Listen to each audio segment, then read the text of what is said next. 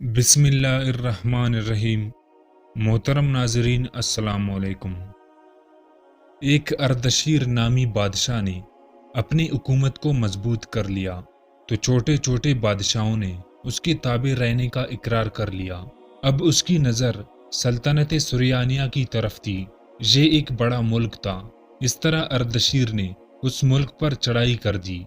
वहाँ का बादशाह एक बड़े शहर में किला बंद था। अर्दशीर ने शहर का मुआसरा कर लिया। काफ़ी अरसा गुजरने के बावजूद वो उस शहर को फतह ना कर सका। एक दिन बादशाह की बेटी किले की दीवार पर चढ़ी तो अचानक उसकी नज़र अर्दशीर पर पड़ी। उसकी मर्दानी व वजाहत और खूबसूरती देखकर शहजादी उसकी मोहब्बत में गिरफ्तार हो गई और इश्क की आग में जलने लगी।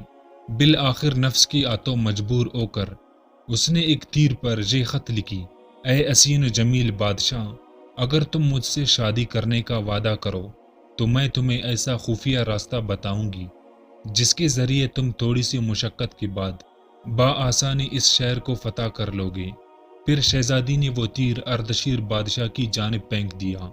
उसने तीर पर लिखी खत पढ़ी और एक तीर पर जवाब लिखा, अगर तुमने ऐसा रास्ता बता दिया तो तुम्हारी ख्वाहिश ज़रूर पूरी की जाएगी, ये हमारा वादा है। और तीर शहजादी की जानिब फेंक दिया।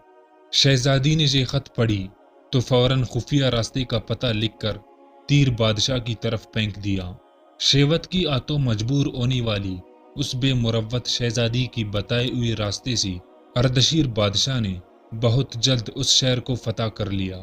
गफलत व बेखबरी की आलम में बहुत सारे सिपाही हलाक हो गए और शहर का बादशाह भी कत्ल कर दिया गया। असबे वादा अर्दशीर ने शहजादी से शादी कर ली। शहजादी को ना तो अपने बाप की हलाकत का गम था और ना ही अपने मुल्क की बर्बादी की कोई परवाह। बस अपनी नफसानी ख्वाहिश के मुताबिक होने वाली शादी पर वो बेहद खुश थी। दिन गुजरते रहे, उसकी खुशियों में इजाफा होता रहा। एक रात जब शहजादी बिस्तर पर लेटी तो काफ़ी देर तक उसे नींद ना आई। वो बेचैनी से बार बार करवटें बदलती रही। अर्दशीर ने उसकी ये हालत देखी तो कहा, क्या बात है, तुम्हें नींद क्यों नहीं आ रही है?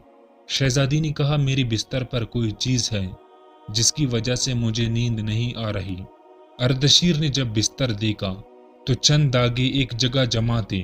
उनकी वजह से शहजादी का इंतहाई नरम व नाजुक जिस्म बेचैन हो रहा था। अर्दशीर को उसके जिस्म की नरमी और नज़ाकत पर बड़ा ताज्जुब हुआ।